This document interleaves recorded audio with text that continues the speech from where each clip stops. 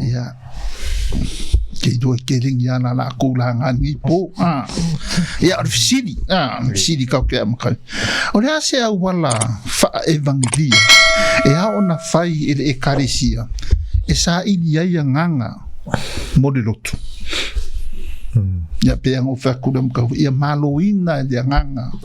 O le tangata i deri. Ia le la ka ki kilo puangi au wala. Fa evangelia. Ya lunga la fa evangelia lungo se mi kukia ia kala yaku por alava. Ia si la fokuia ko va se kolu por se kala ngia fiafi. Kusa maka kusi bobo ngia fiafi.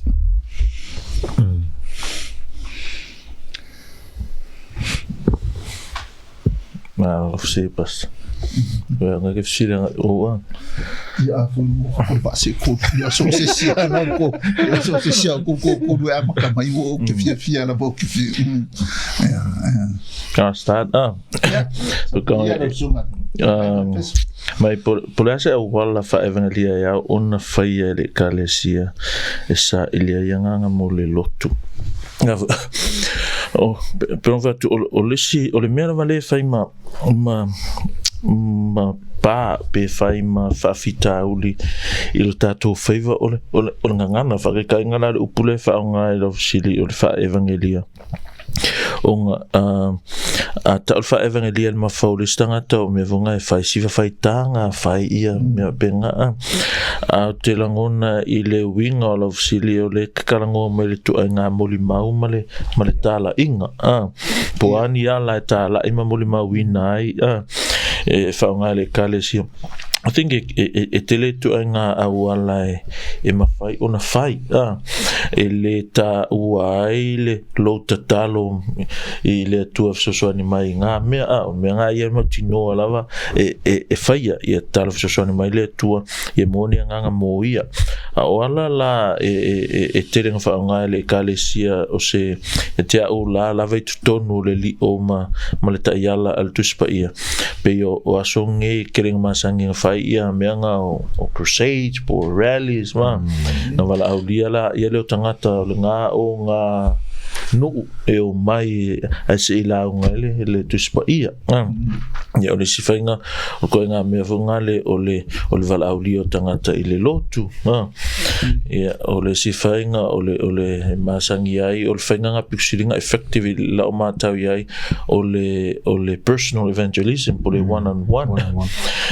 onga a titilo la ia ile nga solonga mai nga le lotu ma le tatou va ai le tuspa ia pe nga a wala po fainga la vai I categories e lua o le mass evangelism por evangelism fa ale kalesia ko kele le fa ko fai crusade ma me apenga ia male mele o kasi taito personal evangelism foi le ia ke lo tatu lava e ka ko experience I me nei a pe o se fainga nga vave lata mai e kilo e tusa ma fasilia la sunga al fainga la fai ese fo e ui lava inga mata wina ma manino nei aso o ia lava fainga o la lava tonu lava le ta inga al kuspaia o I foi fainga o fafo atu o le ta inga al tuspaia to o se fainga fu ia ona mata tu ma va ai ia la fai lotu ia matanga talo lotu nei e ne vai tau ia e to soani so mana fo ile kako ta pu fatalo ina nei e wa le tusi ngalo ngale tusi ho I te fa vai ho ye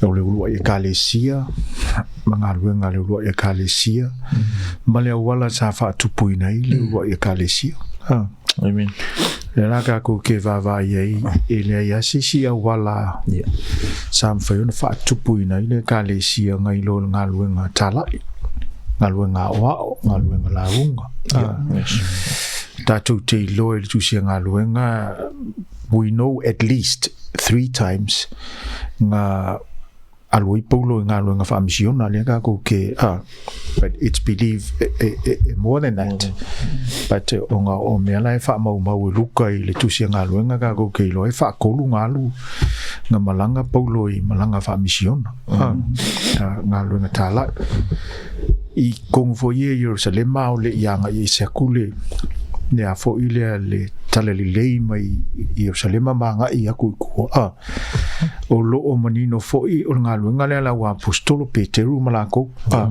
you know o le ngā luenga fola now we don't know exactly po ngā whawhenga whai but we believe o isi o ngā luenga fo ile pe wha open air I whafo you know open a koe ka ngaka sos ngaka sau au isi taimi whai mai e o isu nako anga o le isu nako whai ea o onga ia o le longwinga o ngā luenga kāla I whai kongo le whalesa I le context o ngā wai taimi o le mea le inga o vanga le kongo le whalesa o ngā o su nako o mea o lo I kaka yukai ngaka ie le itali tonu le tala le lei nea lai mafo e o ngā pe e take le lavanga o foi kaimi o li ua paulo ma o le ngā luenga foi le paulo me alu le su nako ma le su nako if you look at the matau poiva o le mea mua ngā lui paulo fu me ngā lu isu nako ka la I ka le le aisia e lo le ai paulo o ka la isu nako e linkanga ka e lo Yesu so ai ma nei le to o meto tia ia le ka ko ke loa o le aunga o le awao o le kala now pe on sa no le sunga le fifi au you know o le upu kala ia fai au nga I kala I foi famisiona teams e o I ngā luenga famisiona pe se me foi le structure le ia o isi fo ia o isi me ia o ia la wo le me ke fai ngā luenga ai fai ale lua kala maliska ka ia you know ke o va ko sa loko and we know that I ka ko voi experience kongo ka ko loku o le mela e ma foi un kai mai ka ko ke le ka loku o ngai ka la ye is ka ko loku ya la ko ainga ya la ko friends and that's ealing formal evangelism nga you know just through our normal connection I le aso I kangaka mo ile so te inga ya ang saule nga ka loku ya nga faile I nga lu nga ka la ile ale loku o le o ya mo amen mare la unga ye o isi foi la ka ia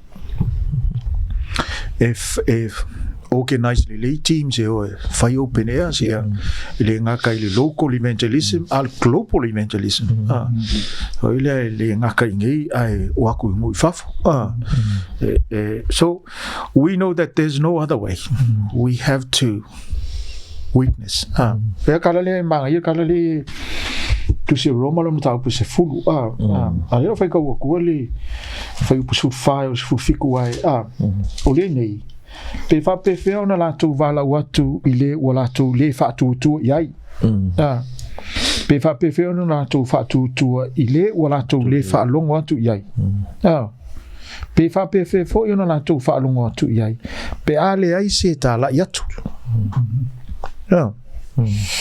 ya skiple o isfa yupunga langa ka ke moi al fa yupo sulfit o lenei e tupul fa tu il taulongo atu o le taulongo atu foi ile afionga le atuole so no one believes the gospel unless we tell them about the gospel and pela le yo me ko kio ni kai mi le pi mai va al sau no nga pasta Efeso we me ko kio le wo ko e se amor kuspa ia nga me kio you know ye me voi le ka ungi ko ke le mo meu revivals you know I don't really know I think it's open for a debate. I didn't really know po la ko ngur sa on nga me. Mo we are revive se me o ngala pi. You know, you can't revive something that I own. Ja, og det mener jeg, det er ikke revival. Pepe var så der kun.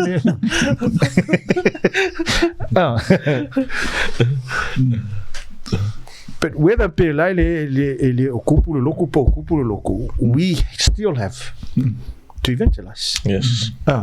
Because the aim is to bring more people. But you know, yo kako vuia ko faka ko mo me tia vuia gisi kai me ya ko station ma vi pamphlet aquario ka ya makia ya fai vale ana ka sa so you know ko qua really sai mai ne fa so nge ai foi mana fali ia wai e de ia se me ping so o de me o awala fa ia de falling ole following na mole ia sona e so mana ia tu son de como de ole utuana mole fa vai ole me ole upole ole talai awa o lau ai ile o si foi taimi o me tu e tono e kalesiam bela e batula utala le fi ole abano le te mo ile taimi male taimi pe bela o me yo maliu fai poiponga o asfa nau me pena ole abano le leilena e fa e bangalia hu tangata wa pe voninga mai ele o ilo e istangata ele o ilo e isi fa inga luenga le foi baenga ta u ia a foi fi awa ia matala e mo lolo na ba no me fa pe ia matua alu ale a tol fa e bangalia ino tangata ile foi tembi na ngole ba no ele o mo ia voia que me voi que kau fa ngo ai ha ngo va pe I think 3 weeks ago ngo walo il maliu ia nga fai ile isi fai fe au ava ngole e o mai fo qual é mas esse com falsa ia na se ma fo ngo se ser fai ngole What if I'm going to pensar ele você ser fai você you know a ol maliu ilo wale kat ku fai men galan ku spia already you know there's a season for everything you know a maliu larga there's a season of mourning even if au mga umiga ka fe au fa ma fan ai le ole na ko e fai fa masingo po yo le langi o e le langi you know ya e mena ne o ke kele mai kanga ka fa mai le alwa le langi le alwa a fa fe ngi pe ari anu mo ola you know so for me you know as I was sungari to ina but we've got to be smart we've got to be careful ngi ke u ka ko fa ngi me wa ro ka va ye me o ma diu ke mi pe u fa ma fa le fa ma singo vo ne wa ra ku ka fa ma singo po ya lu lang ya ile ya lu lang a ro nga u fa ka la inga ya ka ka fa no mga mi sing fe au fa ma fa na ya nga ma diu lo ya lo le fa fe au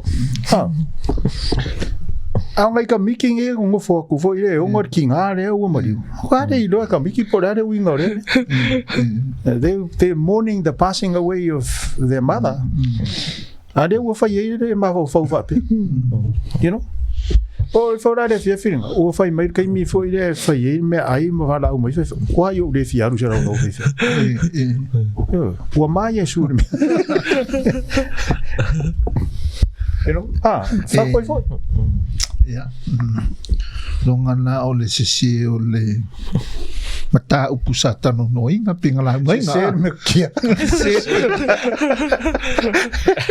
o ser me kia fa se sabe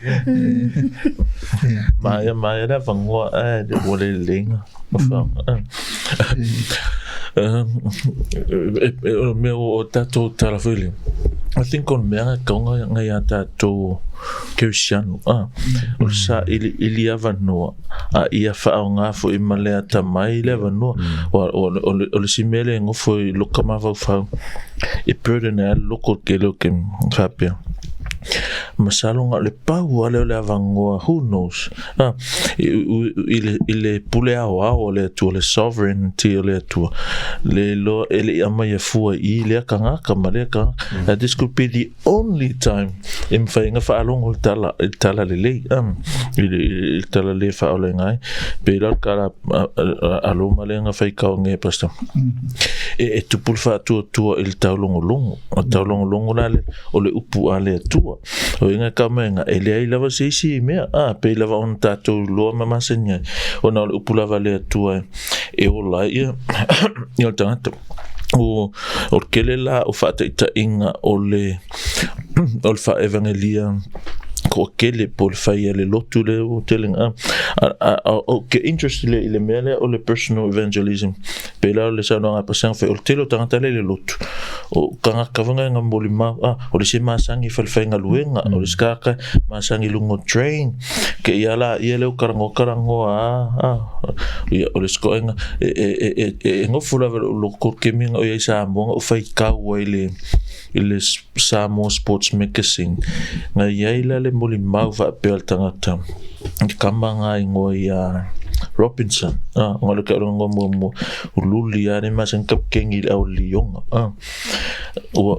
ya nga lankala la ngalanga karkongu ya Yesu ma falta yo kele lo polale le monio nga conversion angalang talton o nga mafua mai o si so le fetalinga tuinga mala vai nga tuinga mala me vai nga pe malo pe fa inga e smile fa solo a ko pole ala le situation you always see him calm and smile o si le lo lale what is your reason dale nga ko nga me ke fa so lo vai nga le tala le yeah, I will young eventually confess ma mea pe nga ile tua ma faula ina ile nga ia o talanga lo ke fai kawai a pese nga o fai kawai a pese fa ka inga nga ko inga mea le ka ke va ia va no me tele I ma fa win o nga o Kirisiano lava ia o longa faiva malona vala wina le o le tala yo keriso e kama lo said I can't remember well pola langa longa suafanga o fai ka san kusifa pe so se Kirisiano lava ele molima ele alo faile tua e ngakele lo fo ile tua e kusa aka mafo fa faingo fie ai lo loto e ko isa ole I think o se me vangale se kala fo nga kupu ngei mako e fia ai peke ai you're not gonna stay silent on Facebook e si ke fong e vili why dan foi interesting o se me fa ke e fo imagine la kako attitude towards ile upole tua pe kango mai Paulo il kusina fa ka basta tu pul fa tu talongo longa inga afa faingo fie ya au inga kal e fa la inga ka il tala ya tole upo ale tua ale umi kanka Kirisiano ale afo ko inga pisi marke ale ka ko ile tala inga le ole upo ale tua you know ma le foringa mai o kako mo wal kale silia basta ole tala fa fair ole ale awala ya ole upole tu apela ole awala basta o pe ole awala lo ingala ole tala ele ia sesi going fiking elang kalmali ko feme quero le for mengal mangiso le la kaksa ngi aku se vai mo se me kele me fonga mengal mangiso o le valu ko usara kala ole awala la tatu ole tala whether e fola la unga talanoa al kako messenger still the same o Yesu akako ai pasta o ke fifa ka ole me le I think this is a classic example mo le o le personal evangelism. E man kua le ange mua le whakau e le wheme sa toe tū ai Ioane. O inga ka mai ngā. Se mea vai so o le mea Ioane o kuma e mongo so e koa lua. Ai fio mai Yesu ve mai lo kara Ioane baptiso. Whaauta le tama i maa moe le atua. Lea la e le kala ve mai. Ua whaalongo i la uve mai. Ua whaalongo fo i ona so e toa lua i lana upu. Ona la muli mai ai lea ia Yesu. That's exactly what we need to do today. Point people to Christ. And when they hear, they see, and they follow Jesus. E iskim ve ngale ua. Felang wai o me kia can be friends and enemy fo o nga wa veka ko manga nga o e vali ma ke se me e mo appealing ka ma meu ka ko se ai ma le biblical method la ia e ka nga ia le la o fainga la le ke fi manga o ia ma le pattern le e pe un tato a cream o le launga a wao ta lai le la sa i o point lava pe ka o la le sa masalo ma fu anga le ngai ngoa ka le sia pasa ile Christ point. They point to the Christ. They point to Christ. So it points la lako. I receive kako. E pe ka o ka le manga ia ka ko ngole ngolvanga pe passive ke le ka. No les kako me va ya la. Yeah, they point. Yeah. And then we receive it. But it's ole ala le. Ia tato ta lai. What a fa pe o filinga ia pe o le awara sa o longo inga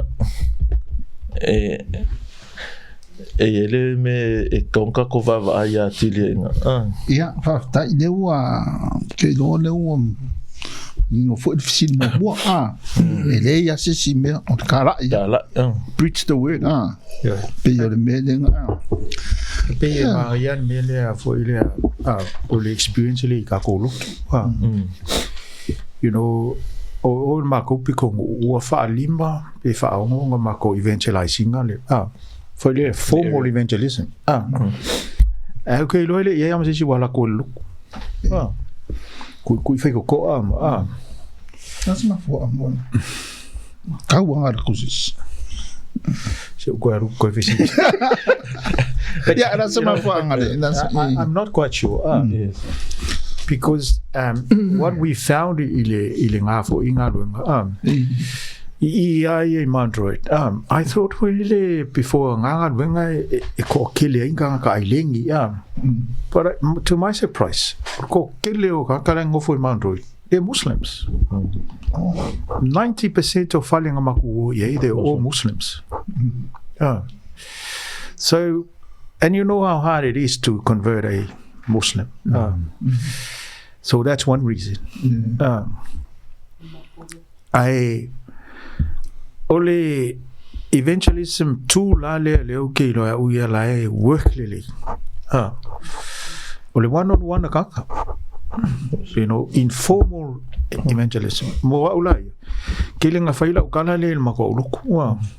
Okay, de pole an menga sa look. Benga sa faksisi ke sa loko be benga so ke fi kenge loko you know I don't care all I care is for you to come to church because it gives me the opportunity to preach and teach the word awanga ile sa loko e ke le fa longo le mina ne fa me ku spai pula la vale wala nga sa loko that's you know if I'm going for ka ko ese mawala o le mafo anga nga loi paulo ile wala ka maseko nga loi vasile ka lesi ala ku mawa nga Yesu you know and so as people we don't know why they come to church all sorts of reasons they come to church for all sorts of reasons mo avoi en ma ko loko ke fai vole le tangata na pe wale la se fulu go sanga foi loko ave pe se fulu go sanga e loko ele ma se si o esa uma mai loko e me nga ko puya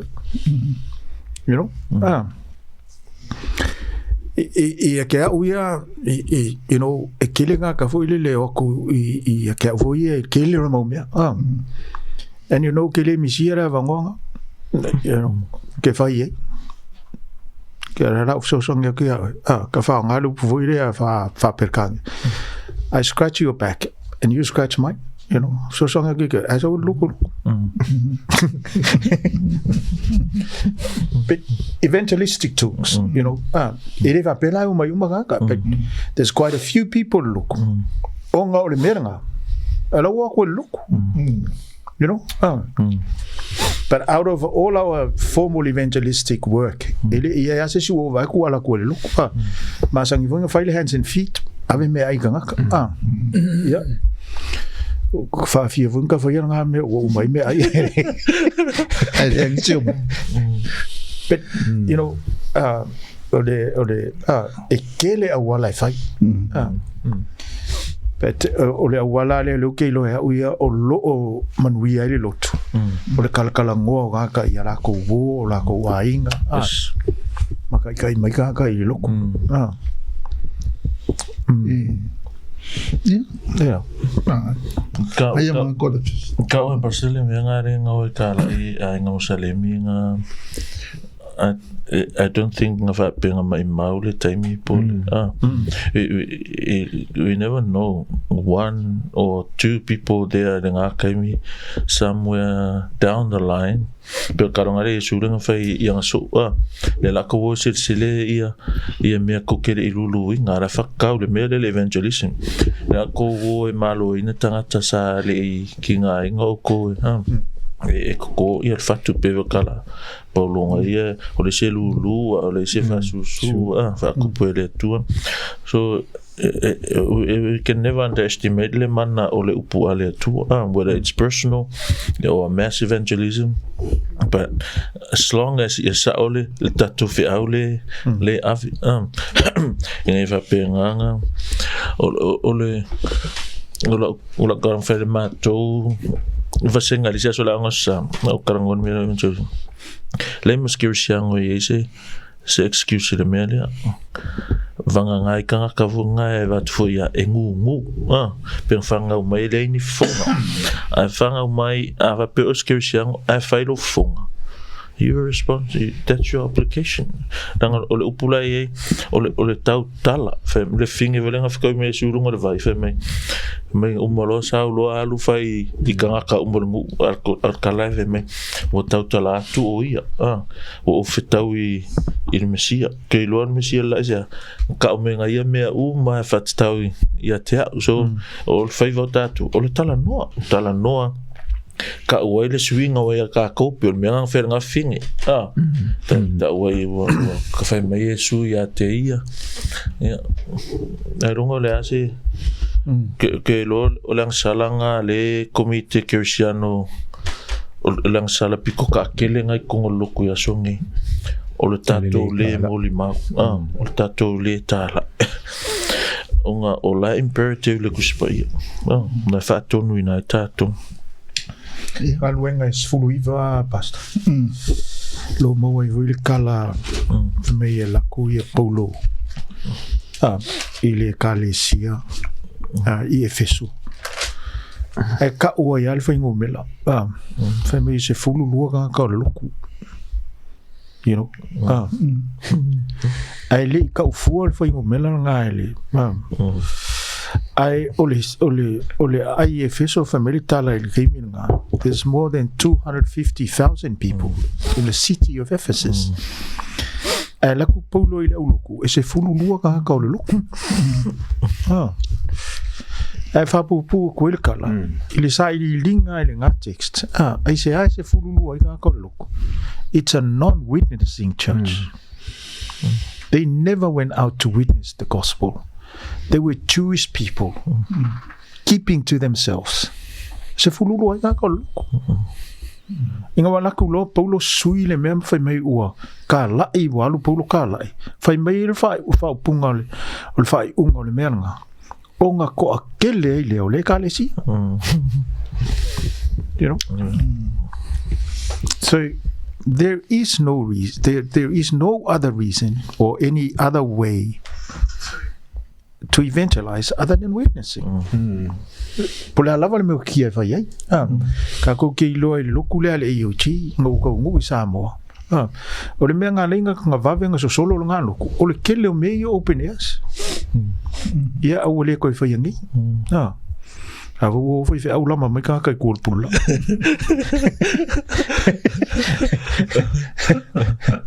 You know. Asa o avoi fai open air semua kala. Ya ore ko fai.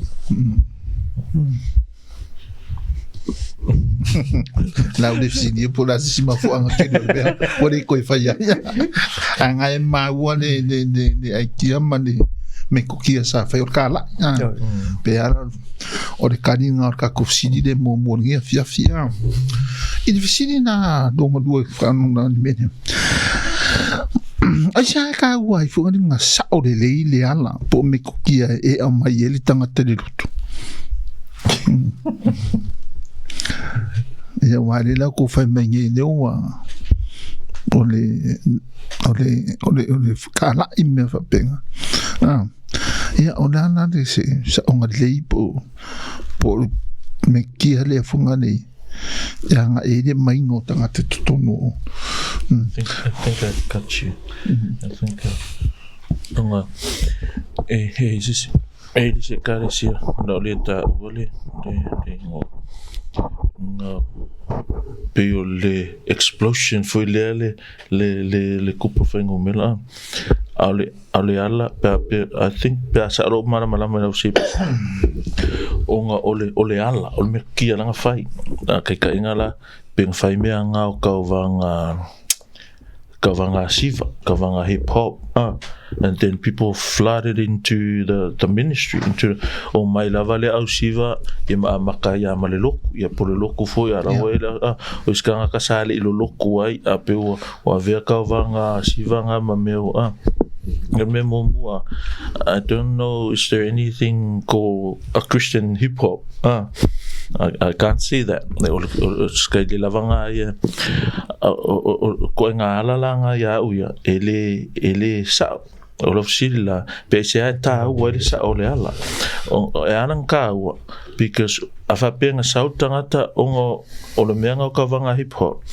Then you have to stay a hip hop church to keep that person.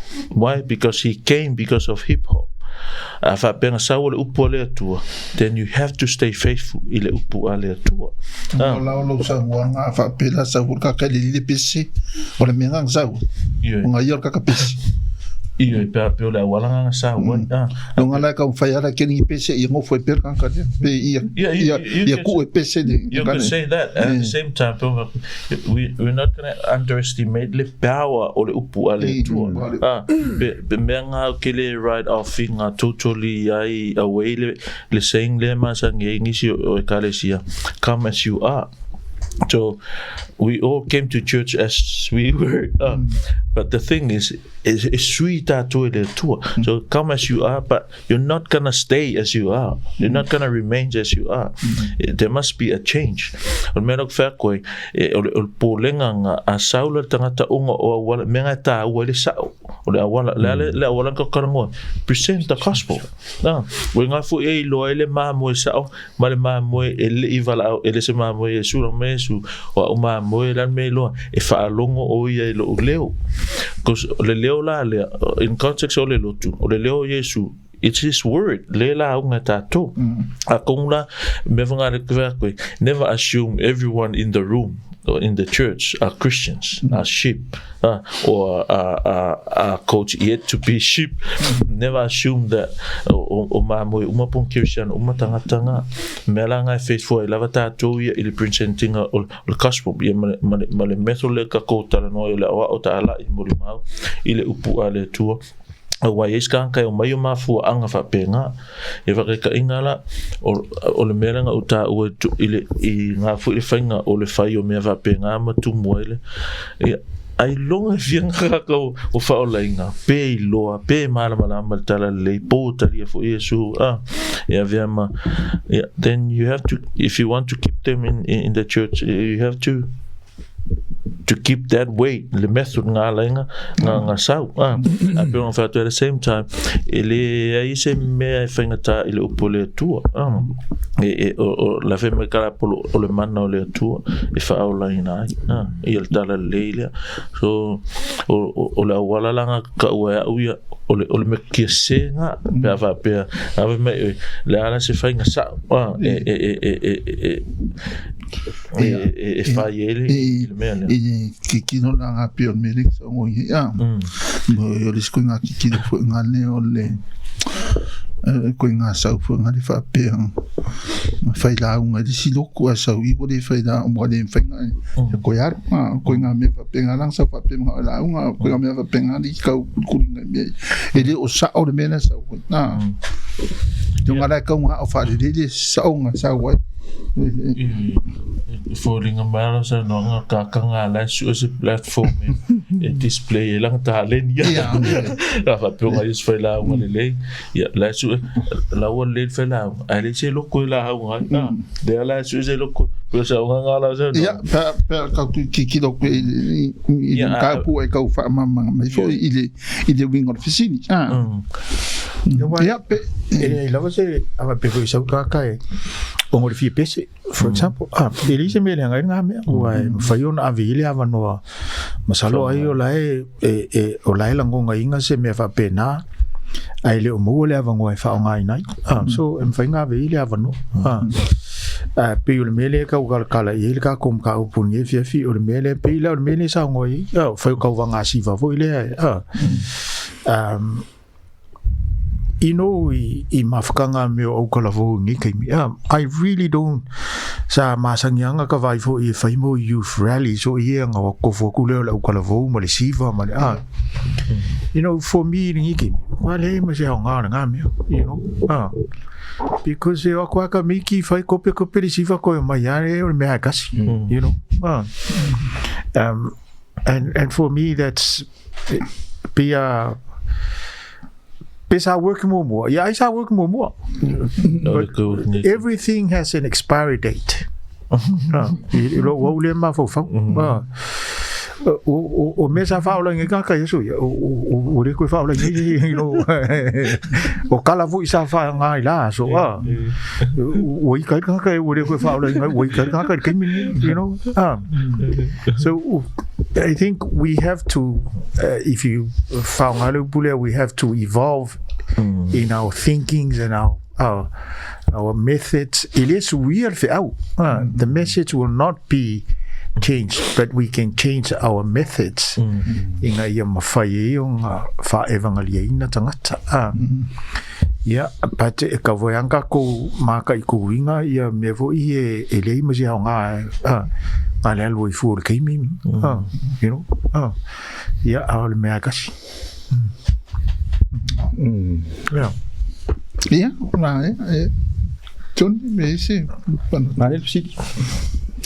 Ta ua sa ole wala o ngai a wala le sa. Ai ka ko tilo le. Ole a wala sa. Ele leilo no tau nunga. Ole a wala le sa. Ia el fa fikauli. Ai ole me volele e ngalo lue me o mamolvi ingo le tu ava pele sa o tatu wala le tatu te tala ia el fin ngalo le tu la ngale pe mentala tu spai e to sina mai e tama anganga mo Yesu ava pele la sa o le tatu wala le pai la fo nga lue le tu e lana pat ile o mainga o tanga te tonu o fa utanga Melana mata o te lelo pisili ine nei via fisi ta o le sa o le fai o le ta lai ya wa le upo moni le tu Tua nga ia si kemi fo I si do kon ka vai ko fai me ko vanga hip hop dances fai male price o vale wa pe fa aki ki lo sini ai se ai ka wa ile sa o de lei longa foringa mai ele kai mi e ese me kupu mor kala inga fori upu muse consequences o le singa poringa ko nga mene ya mai longa ele ma fainga sau se afa fera pa fe la sa o le o nga doku man la a ko ya luwa Lukula. Lukula. I've just been reminded for you know, our platform tonight is another way of evangelism. Yes. You know, because not only obviously, but you know, we simply Famakala le me fa maoni ka ko langona tusa male onga tuspa. And I know a lot of people are watching us. Ma liu foi ngisi loko. Me sera vanga ye fainge me o pap kisonga ma you know o fa sa o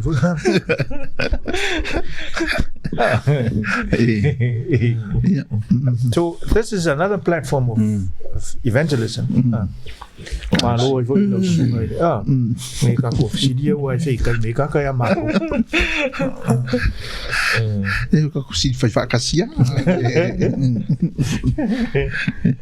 eu po ni singa ke do I kulang e am sala la ka ko me ya kuir si lonkor ka ko fa woni fiaf e an ke do fo iso e fa na ko fa o fi ko nga venga do ka fa ngo fa ku mawinga de tangata I tonu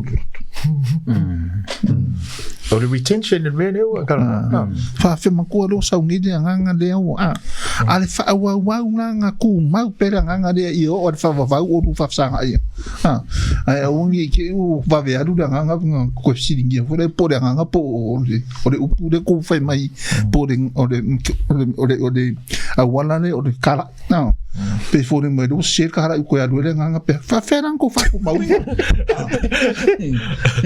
You know, there's a simple saying for you can lead the horse to the water, but you can't make them drink.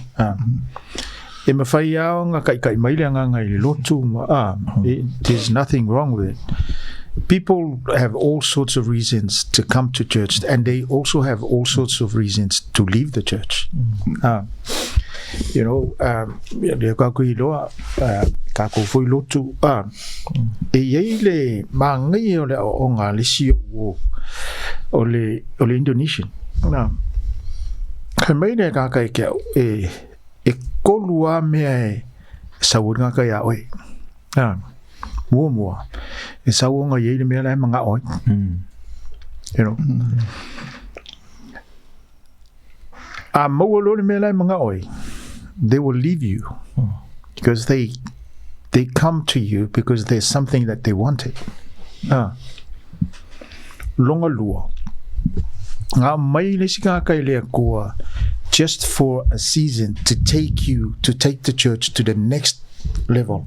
And when the church gets there, that person will leave because of the purpose nga mai le ko. So songi ke o take le loku I lisi vainga. Longa kolu e yega nga mai le ko I le loku. They will stay with you no matter what happens in the loku.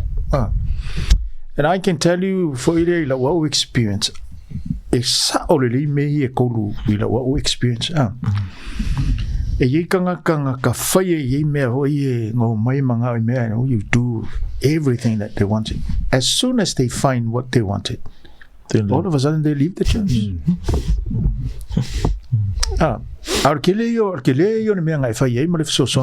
They will never get it anywhere.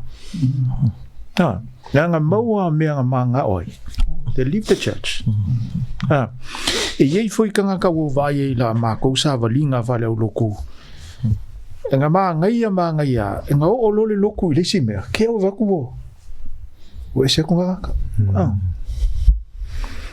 ai fa ku mau en pela ye ke o le o nga la o le and so true. Ai foi nga ka la I loko po le lava me nga I loko lunga la lo alu fafo alu kongo na ngo ngofo ai le loko e o mai le so because it's a oil color le nga mai le akua mo ele o ese aji me to le color le officially le we can't help ai ia nga kai sa o ngol me le e mo lo me nga o alu e alu Pula lava la me fa yai pe ke fusi yai pe ke kisi yai so e alwa you know pe va ka se fa le alu pe va ka ilo va le anga kailo o le van ka fa si era sao mà hiểu vui không tiếng ngày đó tiếng ngày giờ mình phải ngày đi phải đua ngày đi cũng phải phát xia còn đi cả đấy yang ada phải mai mua đi phải yang ada yang đi ông nghĩ phát xia cả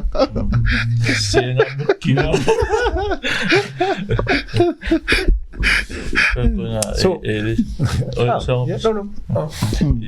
me ngale il me del tulanga il tupu ma le tupu lutua em fai onga tupu inga ua fa mauni mfolfola le tala le em fai foi onga tupu when you compromise le kala le me ngale ole ma moe ia ole ma moe ole okaya ole pe al kala foi ile saito ma titania o ila pero ko me ngale e kemi wole ava pe me ngale wo fiu e fai ele crochet look I'm not saying it's excuse ngai if au ka fafao ma se kale sia momoi I'm fai onga ole sima fu anga ole le kupulu because you're faithful to the word, you stay faithful to the word, you don't fabricate it in order to be welcoming by people so you stay Fare ka inga e siro fango ngoe fai su o kala ka kai whaonga sko inga o ngoe le mea lea whamei he was a really poor preacher, he's a bad preacher se laulu si fulkau sa angat kua valu ka to me personally le mse kala pe nga I paul mea lau ke I loa ku I le kala lea kuspa ia he was a faithful preacher. Why I say that, he never changes his message, he stayed faithful to his message. Mea whalanga e whai keke ngi mea nge wa church le crow o se lotu I se mea wapenga wapeo wa mua e lava whaiwhi au ele o whamaongi I like crow lava. Why? Because they use the false meko kia, wrong meko kia o le kakarango I mea ia e kemi wa borrow ai ele loku ia awala ale lalulang me vanga fai so la foi la tala il tato il mato ngona pas of course we want people to be saved, we want the church to grow not only in their holiness, fear of God, faithfulness, but we also want to grow in number. Ele avele ngau grow ile number ma me compromise ka ko pe sui ka ko pe power ka ko methods ele tusa mane fionga apa ia le tua is to say I kala fa pe falling se lo fai ke pa ka ngova pe wa kasi level va ai ka ika al fi poko mal fa molunga but it's really true pe va ai fa la nga me nga wo tu moi lo tu ya so ngai I tangata ele I whaolaina, ele o whaolaina, ele o iai fusenga unga ka inga whaolaina. Asia, e se Christianity la hala kau kei loa, e se le Yesu langa, mea ngā e tāua e whea tātou, le fola le tala le lei atoa, le peo kala polo ngai whaonga, le Acts 20:27 ngai le whai kau whapea. A wa o le nā tia se mea, a whapalange mga polo, I did not shrink, o kele mimingi, o kele I nge, po kele I muse whailoa whamai, ina ne I le whaolaina hatu, ina ia le whailoa hatu, ia te utou le whina ngalo o le atua. Longo inga, o le akumena po whamai, nga ka kua, a o lunga ko punga whamai polo, ua mamaa, longo inga, a wha, e le wanoa e ongo, tumu ia sata ngā luenga po se ministry a lai le I whaali a koa ua kelenga ma le la unga o le alofa ma manuia o le atua. What about the wrath of God and His holiness, you know? Le ala kumukanga kai fia fia alofa ma fia fai manuia o le whaalitanga. Ai le fia I loa le si tu o le atua. Same God that is loving and faithful, I mean, and gracious, the same God that is tonu na whamisinonga, ma pa ia. Onga o siri la pasa o le whaatu mawina. E mwhaila onga ku maus ka ngaka, pe o karawhai so o lawan maa koonga roenga pasa.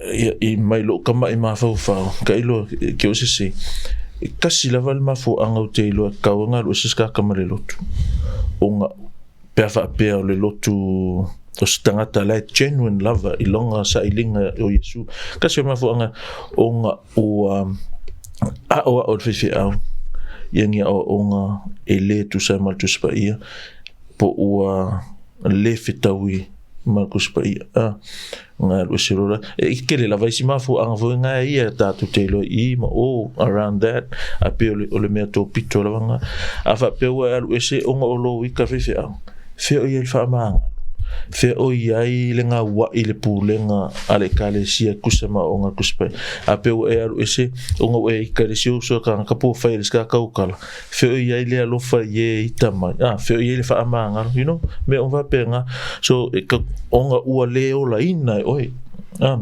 ia le me tau ona ia so pe o meanga tau le mafo fa onga lo sili a pastor of mai a film fa tu ma wina we can never be able to do that Paula vala la kali se statement se kasi keep feeding the sheep. While you feed the sheep, the goats will start to leave one by one. You know, just keep feeding the sheep, because when you cater for the goats, how you do that? You compromise the food for the sheep. You compromise the word, then you cater for the goat, and while you cater for the goat, le mangava I sheep I le vale, and then they will leave. But cater for the sheep, faithful to feed the sheep, and then the goats will live. Ai mana tua voile, tala voile a Yesu. Pe me iris ka pe ke mga o gala koe. E vele ese kia tuki kangi. Pisi wawa. You know? Kupu wale. Koi benga. Because why am I here kala Yesu? Pe me Yesu. Langa ke wala ku e vele saiko. And that means that we never know polarfing ngalo le ku kanga. Langa la ku lo le fe me ke la koi vele saiko. Langa le va ayer kanga. Or kikangi. Ale va ayer le ku saiko. You know? This is why lenga ka ua. You just preach the gospel. If they leave, they leave. You know, whatever reasons they leave, that's fine.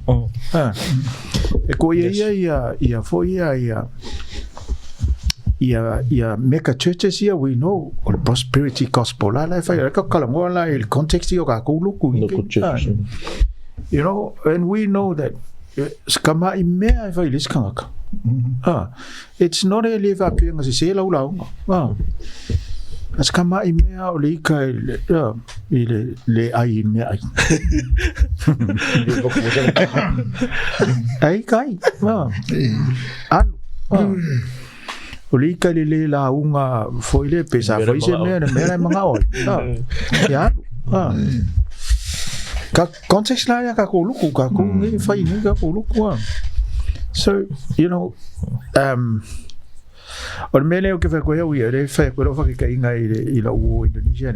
always remember his advice to me, and it's so true. Because for me, I have experienced all that sort of thing. People who come to church because they wanted something from me. And people who I have no idea, but it's because the church has reached the point where they have to leave. Yeah,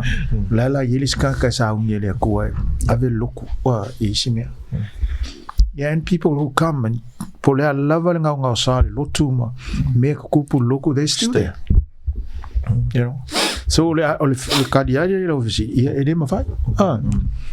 Pawale ka ko ngalo ngai fai kala ia wa. Ia au ku farga ka ia alu. Le fai kala fu ile le fai au. Harula ia kiri yo foi ko wa.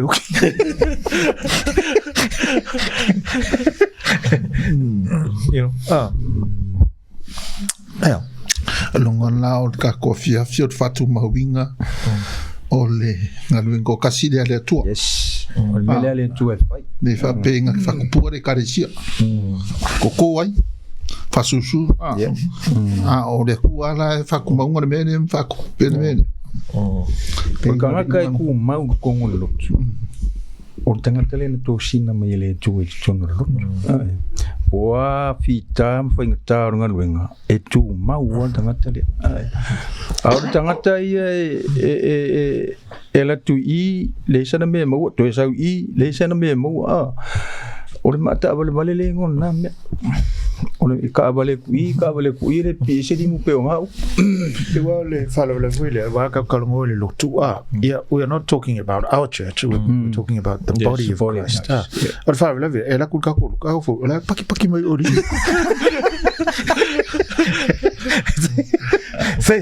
He hasn't left the body of Christ. Nga ole alwe se ku marka ko ko rai va fo la u fai la u mai. Kona fa fsile sura fai ele o dia fa ko so ko lua Ioane baptiso fa ko su la le lua me su what are you seeking ele o dia sa on me ran su ia ngika e fiu fa ma ngila ngore upu ala fe wa ia le lo ko por ale le me na su le lo por me na su e mai kala e su len fa yon so fa mai auto tu mau ila mata upu fa mai lo la ia le o so moni o to ma ngai le upu nga po so mai so moni no inga or kerisiano moni e tu mau le upu o le me na ka ko fa to maulmuta upua akerisu preach the gospel, faithfully preach the gospel. O ka kala la to mau gospel. Ye ku mavul me la preach le gospel. O also moni nga ya also ele moni. Ya ele kia pe ale pe sa pe al gospel. Ikel me la su whatever he is aftering.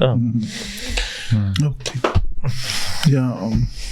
Vai ele si ainga fo il makolo. Wa, man mele fa ko fo ye. I ne ma fo anga o se ya kanga kamalo. Ili sa ingon mako au loku. Ngara ku yo makolo.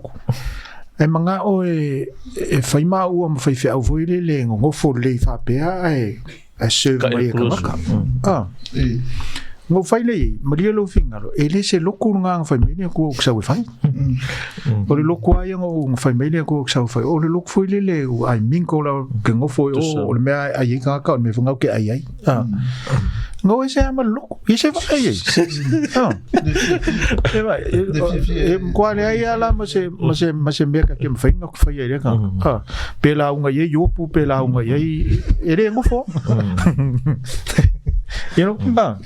Ona la pia kangia mai lo sangwanga funga ne o foringa mai ele o ako ha le loa o le ku kangi longa ele o lamba ne o onga de up you can say that you can say that yeah afa ku le wo ko la wo makua la ya lo luku ore ro ngi por halu ya no ana lo ro al pe o fatu maubi ya no nga fai nanga le fifi ngami ya le wesa ngo ye disimi va penga ya no ada mam na mari bodi ngaru fa pe mana tuma matanga ta ile talale fai ka ko masenka ko fi ka kalo mo wa umaro ai pray for your pastors talo mo lo fi elongo fi ka kalmo rang fi fa pe la fa ma ngi fe ka fu nga ke longo sa ia pe nga ke kalia se kala fe au po le la unga fe au e solo mora ka le kala fe au ka fu nga ke le kalia se upu lang fu le sistema le tu e ave tanga tole e ave ile fe au nga saula ia le mo tanga talo tu ia upu le tu upu le ave ala lo ingo la va nga ngu fu la va la fu e kale si o si va nga ka kalo mo oi al ka nga le kalo mo oi ya kamalanga e fa penga nga tupo me fa pena lang fu pe kalo nga le if you pray for your enemy, keep praying for your enemy. A couple of prayers, then you're only their enemy, but they're no longer your enemy. You know, mankola ke kalo le atua o le alofa lava ia. Na wa fianga e kai pia o la ke kalo le atua alofa, you know. So ko ngai mea fa pe ngai it's a reality le ngaluenga le tatu te ngalue ele ka fa ngofi e pe yo me ane ne ka ke fa ko fu o fa nga ka ngi me ele o ko fu le va pe nga o le ngu pia tu fu era ko fu ko fa vi ngai si ka ke mo va la fa pe ngi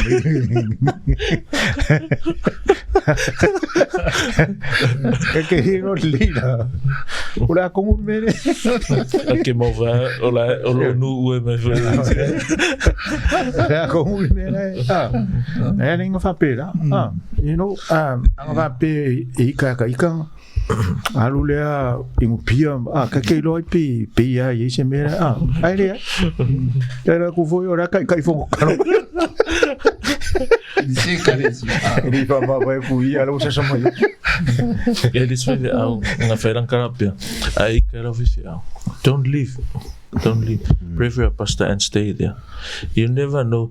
Que ia ele só oficial fama vai, mãe. You know? Não. Para fa pesa on me lá aí cai. Não. A pesa me lá aí cai. Olha tu alam fenga nga fu. Girl, kako wa fa you ma me fi. Don't worry about it. Yeah. Fa ku mawinga. Kawan me, you know. O ya walu ya.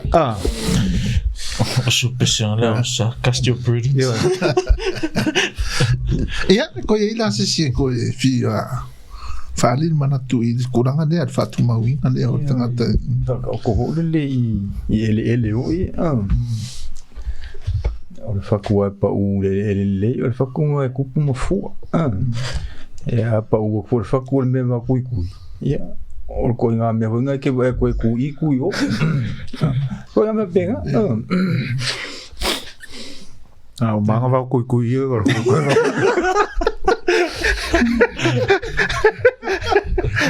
Fa ku ya ara yere du mo ya. Ya.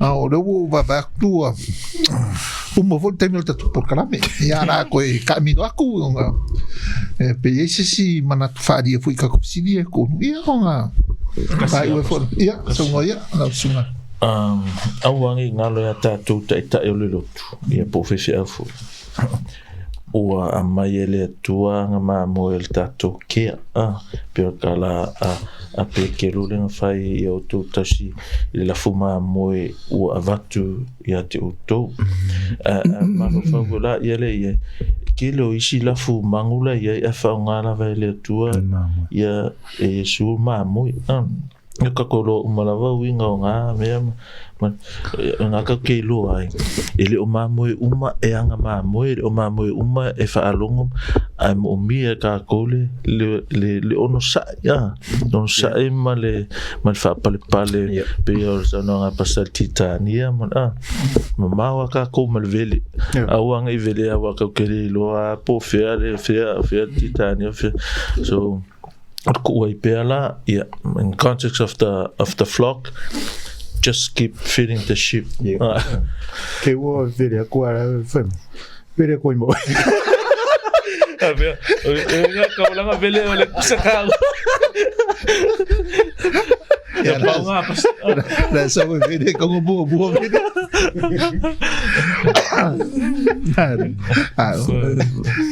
Ia isa si ko fia fa popu ko ngor ko si dia ka ko ma ko nge fia fia de wa mai ia ka ko no pa mari okay do no mo ko yo maria ko fa nge fia finga si de ko i